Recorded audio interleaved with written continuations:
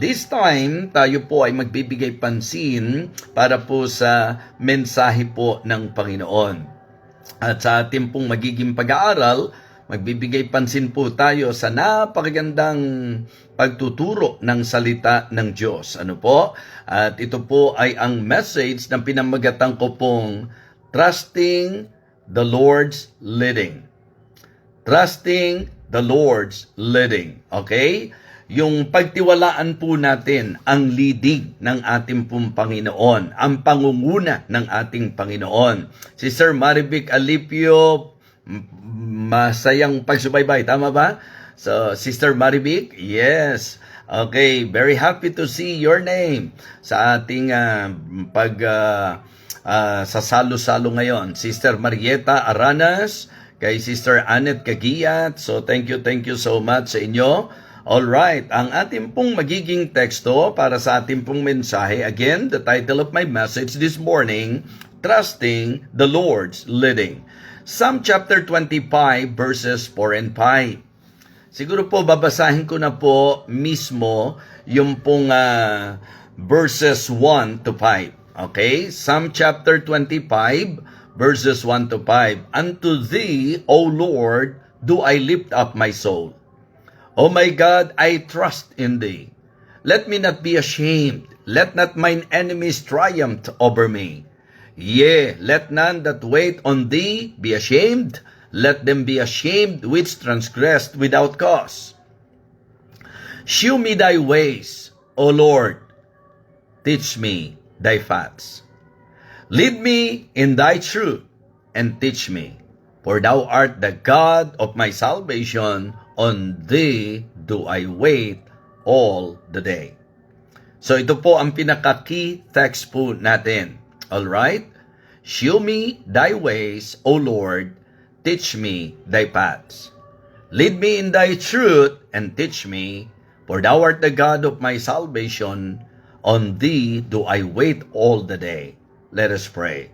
Our gracious, loving Father, thank you so much for this wonderful day. Thank you for another day that you have given us. And this morning, Lord, we would like to again trust you. May you bless our hearts, O Lord. Teach us, O God. And I pray that you will guide me and you will give me wisdom as I share your word through this online ministry. Bless each and every one of us, O God, and may your name be magnified and glorified. Again, I would like to commit to you everything.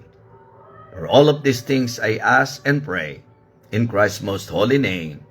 Amen. Amen. Okay, so ito po ay napakagandang talata na magandang bigyan po natin ng pansin sa usapin po ng pagtitiwala natin sa pangunguna ng ating Panginoon. Okay? Trusting the Lord's leading or trusting God's leading. You know, ang Psalm chapter 25 is about seeking God's guidance. This is about pleading for mercy and forgiveness. Yan po ang nilalaman, mga kapatid, nito pong Psalm chapter 25. Isang idea po ay ang kalagayan po ni David na siya po ay meron pong trouble at napapaligiran po ng mga kaaway. At doon po tinataya na sa mga ilan, sa mga nagko-comment, ito po'y marahil may kaugnayan sa panahon ng masasabi po nating problema niya patungkol kay Absalom. And you know what? Mga kapatid, sa mga panahon na tayo po ay meron pong mga mabibigat na pinagdadaanan, magandang maintindihan po natin na mayroon po tayong dapat pagtitiwalaan. Amen? It is good to learn kung sino po ang dapat natin pagtiwalaan sa lahat po ng sitwasyon natin sa ating buhay. Mga kapatid, sa ating pong mensahe ngayon, ang encouragement ko po is for us to trust the Lord's leading. Yes, in every circumstance, mga kapatid, in every situation, whatever challenges we are facing right now, I am telling you, the best thing to do is to trust the Lord's leading. Okay? ang direksyon natin sa buhay ay napaka-importante at ang direksyon natin ay matitiyak lang kapag ating nabigyang pansin ang leading ng Panginoon. So it is good to somehow discern God's leading. We need to discover and discern the leading of God. Maganda po mga kapatid na kapag tayo po ay nasa mga sitwasyon natin sa buhay, sa ating pong masasabi nating steps, ang ating pong unang tuklasin, ang ating pong i-discern. Ito ba ang leading ng Panginoon sa atin? So discern God's leading. And then, if you realize and if you are, masasabi nating settle in your mind na talagang yan ang leading ng Panginoon, we need to depend on God's leadership. Ibig sabihin, doon po sa pangunguna ng Panginoon, after discerning or discovering God's leading, it is good to somehow depend on His leading, on His leadership. Atin pong panghawakan, pagtiwalaan, at tayo po ay maging masaya. Delight in God's leading. So, discern God's leading, okay? Depend on God's leadership, and delight in God's leading. Sabi po ng Psalm chapter 25 verse 9, the meek will He guide in judgment, and the meek will He teach His way. So kaya mga Kristiyano, isang bagay po na ini-encourage ko po kayo.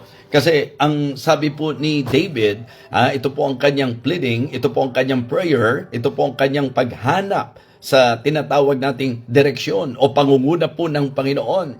Ang sabi po niya, verse number 4, "Show me thy ways, O Lord, teach me in thy paths, lead me in thy truth, and teach me." So, yung pong idea na ito, mga kapatid, I believe, dapat ito yung maging pattern po natin. Because I can say that, like David, there are, a lot of struggles and challenges sa ating pong mga buhay. Posible po na tayo po ay napapaligiran ng mga problema, napapaligiran po ng mga masasabi nating pressure sa ating pong buhay. And you know what? Ang atin lang pong dapat maintindihan ay ang leading ng Panginoon. It is always good to discover and find out the reason, the purpose, and the leading of God sa mga nangyayari po sa buhay po natin. So kaya nga sabi ko, ang maganda po, discern God's leading, and then depend on God's leading, and delight in God's leading. So again, our message this morning, trusting the Lord's leading. Trusting God's leading.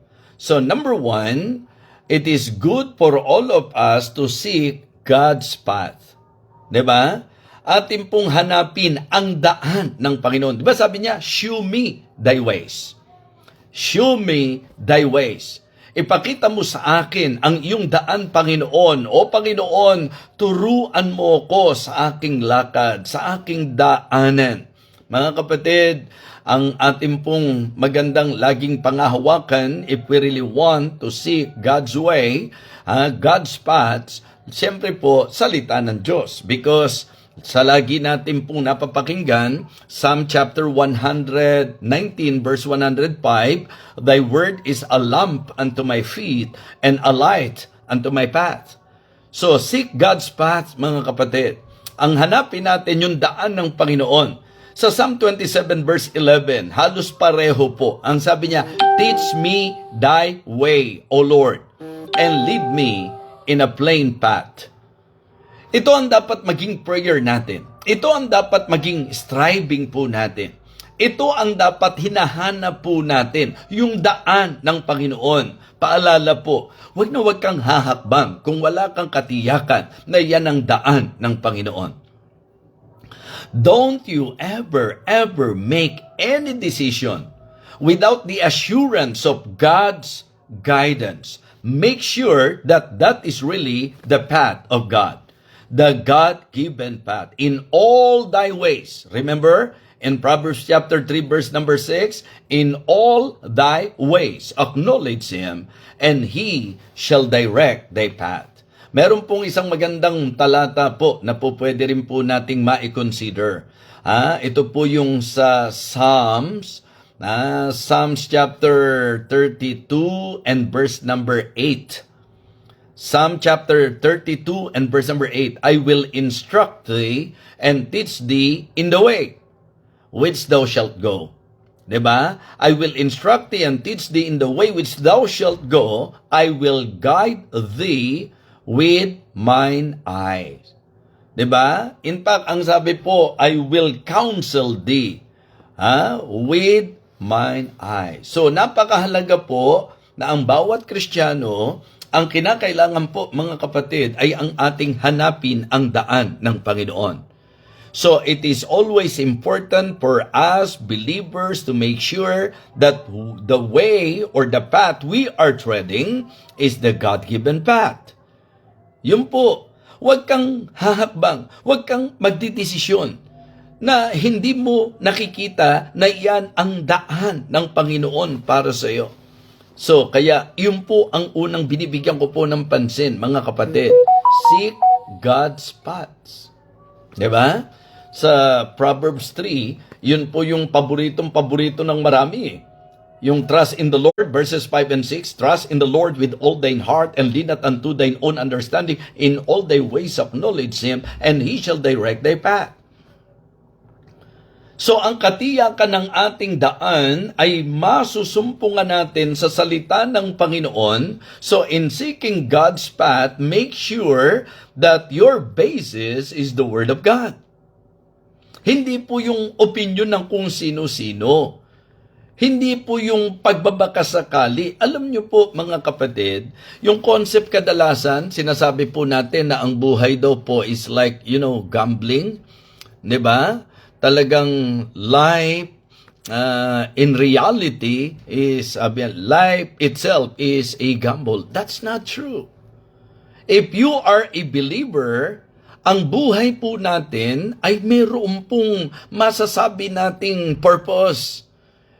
At yun ang dapat ating hanapin, yung purpose ng Diyos sa buhay natin. At magsisimula po tayo sa paghanap ng daan ng Panginoon sa atin.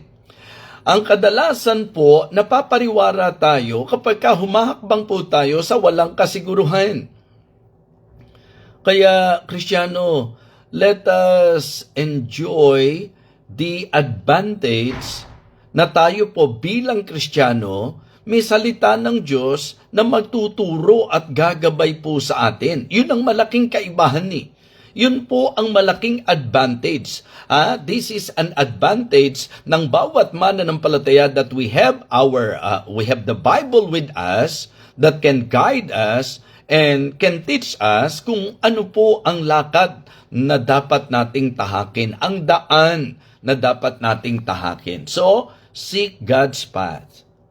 Second, submit to God's plan. Submit to God's plan. Alam niyo po, ang amin pong pinaka-tinatalakay at binibigyang pansin dito sa camp, meron pong kinalaman sa masasabi nating outstanding attributes of God. That God is omnipotent, that God is omnipresent, and God is omniscient. So, sumentro po kami sa mga unang araw po namin about the omniscience of God. Na ang emphasis namin, God knows everything and God knows everyone. Kilala po ng Diyos ang lahat ng tao at alam po ng Diyos ang lahat ng bagay. Okay? He is an all-knowing God. Kaya nga, ang dapat po, doon tayo sa nakakaalam ng lahat. Ngayon po, ang isa sa sinentrohan namin, His wisdom is perfect, His word is perfect, His wisdom is perfect, His will is perfect. So kaya dapat, kung naniniwala po tayo na ang Diyos natin omniscient, alam niya ang daan para sa atin. Kaya nga lagi po nating nababanggit yung paborito ni Teacher Flo na talata di po ba? Yung for I know the thoughts that I think toward you, saith the Lord, thoughts of peace and not of evil, to give you an expected end. Yung idea po ng sulat ni Jeremiah na pumapatungkol sa bayan ng Panginoon, yun sinabi pong for I know the thoughts, ang kasing kahulugan po nito, for I know my plans. Mga kapatid, mga taga-subaybay, Alam niyo po ba na alam ng Diyos kung ano ang plano niya para sa bawat isa sa atin? Kaya nga, ang tinutuklas natin dapat, we need to seek God's path and we need to submit to God's plan. So, ang plano ng Diyos sa atin, napakaganda. Kaya ang dapat maging attitude natin, magpasakop sa plano po ng ating Panginoon. We need to prove what is that good and acceptable and perfect will of God. Diba? Yun po yun eh.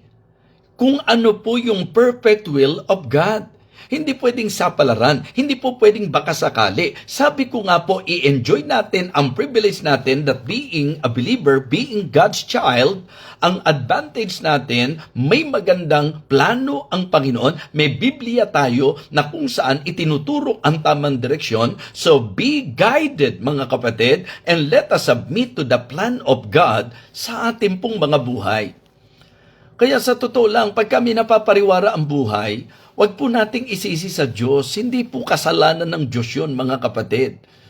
So problema po natin yan. Kasi kung Diyos ang pag-uusapan, maganda ang plano ng Panginoon. It is just that many Christians, they are not submitting to the plan of God in their lives. Diba? In the example of our Lord Jesus Christ, alam niyo po, ang ipinakita niya sa atin, diba, natatandaan niyo po, yung kanyang prayer, na ang sabi niya, if it be possible, let this cup be passed upon me, but not my will, Lord, but thy will be done. Nevertheless, not my will, but thine be done. So that is an example na dapat po nating sundan, mga kapatid. Huwag ang gusto natin, kundi kung ano ang gusto ng Diyos sa ating mga buhay.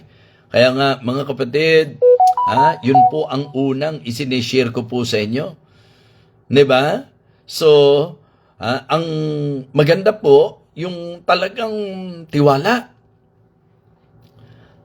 We need to trust the leading of God. Kaya nga ang title natin, Trusting the Lord's Leading. Trusting God's Leading. Number 1, seek God's path. Diba? Pangalawa po, submit to God's plan. And then thirdly, mahalaga to, stay in God's presence. Stay in God's presence, mga kapatid. Manatili po tayo, sa presensya po ng ating Panginoon. Ang sabi po ng Panginoon sa kanyang bayan, my presence shall go with thee, and I will give thee rest. Yun po yung recorded in Exodus, mga kapatid. Chapter 33, verse number 14. If you are interested, doon po sa talata, sabi ng Panginoon sa kanila, my presence shall go with thee. Alam niyo po, ang isa sa pinakamatibay na assurance natin, yung presensya ng Panginoon sa ating mga buhay. At dito po sa punto na ito, ang sinasabi ko po, wag na wag kang hahakbang palayo sa Diyos. At wag na wag mong i-enjoy ang buhay na hindi mo kasama ang Panginoon. Sinasabi po ng ilan, di ba pangako ng Panginoon, di niya tayo iiwan, di niya tayo pababayaan? Panginoon po yon. Pero sa bahagi po natin, we need to decide na tayo po'y magstay sa presensya ng Panginoon at ang napakaganda po ay ang paalala na sa bawat gagawin natin, make sure na itatanong mo sa sarili mo, kalooban ba ng Panginoon to? Kasama ko kaya ang Panginoon sa gagawin kong ito? Kaayon ko kaya ang Panginoon? Kasi sabi ko nga po sa inyo, ang pinaka-goal natin dapat, ang ultimate goal natin dapat is the approval of God. Amen? Yes. Kaya isipin nating mabuti, pag-aralan po nating mabuti, mga kapatid, na tayo po ba sa hakbang natin, kasama ba natin ang Panginoon? Sasamahan ba talaga tayo ng Panginoon sa mga lakad na lihis sa kanyang kagustuhan? So mga Kristiyano, please be reminded that it is very important for us to make sure that we are staying in God's presence. Diba? Sa Psalm chapter 143 and verse number 8, sabi niya, cause me to know the way wherein I should walk, for I lift up my soul unto thee. Mga kapatid, mga minamahal, ang tatlong puntos nating ito ay tumutukoy lang sa napakahalagang bagay na dapat ang hinahanap natin yung daan ng Panginoon para sa atin. Na dapat tayo po ay nagpapasakop sa plano ng Diyos sa buhay natin. At dapat manatili po tayo sa presensya ng Panginoon sa atin. So, if we desire God's leading, we must seek His path, submit to His plan, and stay in His presence.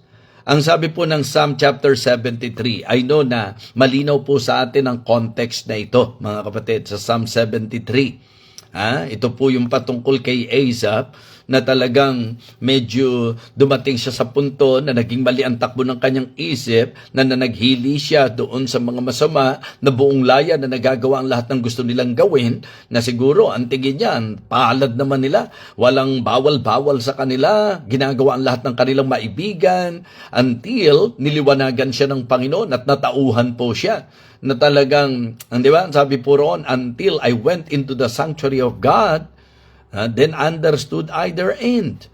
Minsan po, yun ang hindi natin namamalayan. Baliktad.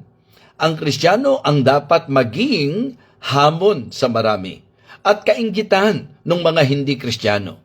So, it is not right that you are a believer and then you are envious doon po sa mga masasama at sa mga ini-enjoy ng mga masasama. Mga kapatid, sabi po ng Psalm 73 and verse number 24, Thou shalt guide me with thy counsel, and afterward receive me to glory. Ang ganda po ng pahayag na ito ng psalmist, mga kapatid. Thou shalt guide me with thy counsel, and afterward receive me to glory. Mga Kristiyano, paalala ito, walang susunod sa leading ng Panginoon na mapapariwara. Wala pong magpapasakop sa plano ng Diyos sa kanyang buhay na mapapasama.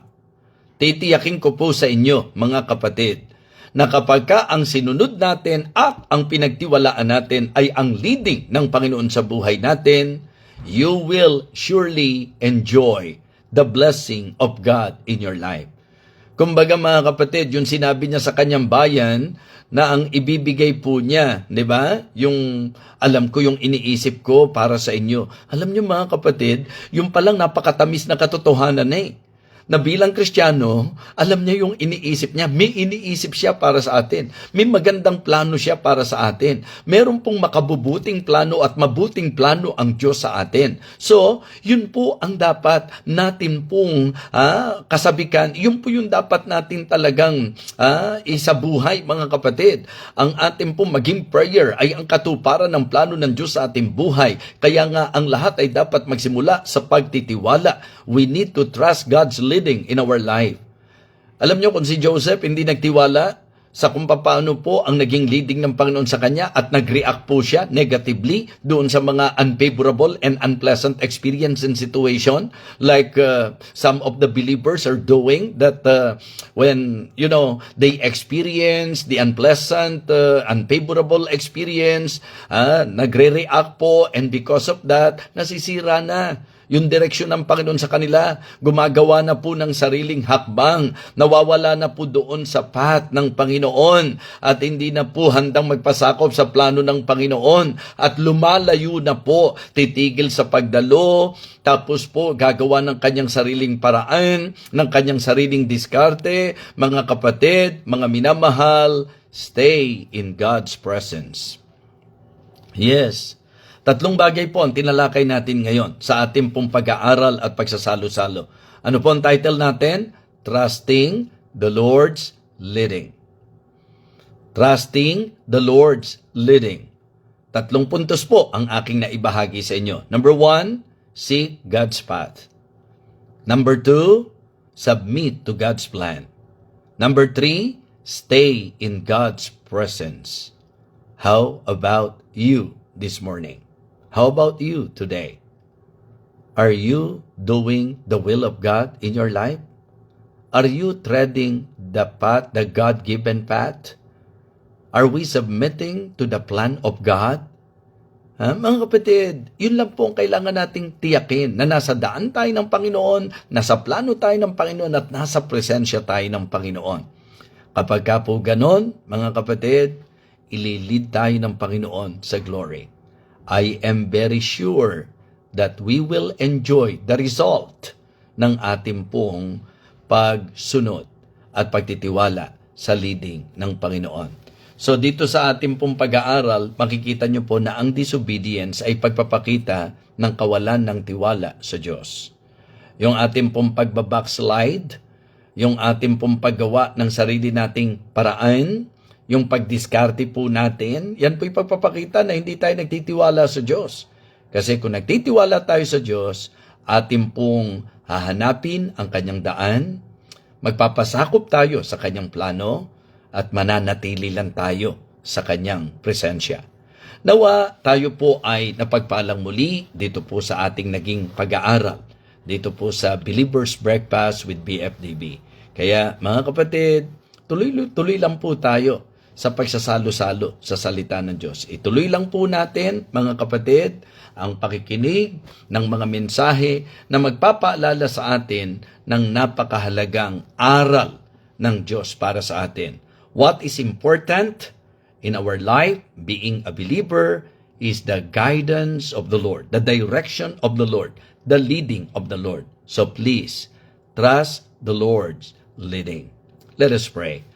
Salamat po dakilang Diyos sa iyong naging paggabay sa amin. Salamat po na kahit ganito ang sitwasyon, nakagawa po ng paraan upang makapagbahaging muli ng iyong salita. At kami makapagsalo-salo na kung saan ang amin pong naging pag-aaral ay mahalagang paalala sa bawat isa. I pray, O Father, that you will continue to bless this ministry and all the viewers, Heavenly Father. Yung pong mga sumusubaybay sa ministeryong ito. Nawa, makita namin na ang buhay Kristiyano ay hindi buhay pagbabakasakali, na ang buhay Kristiyano ay hindi po patsyempo-tsyempo o patsamba-tsamba, kundi ang buhay Kristiyano ay tiyak na buhay sa plano mo na napakaganda kung amin pong pagtitiwalaan. May we always seek your path, Heavenly Father. May we always submit to your plan. And may we stay always in your presence, O Lord. Again, thank you so much for blessing us through thy word. Muli po, Panginoon, pinupuri ka namin. Ito po ang aming pong panalangin na may pasasalamat sa pangalan po ng aming Panginoong Jesus. Amen.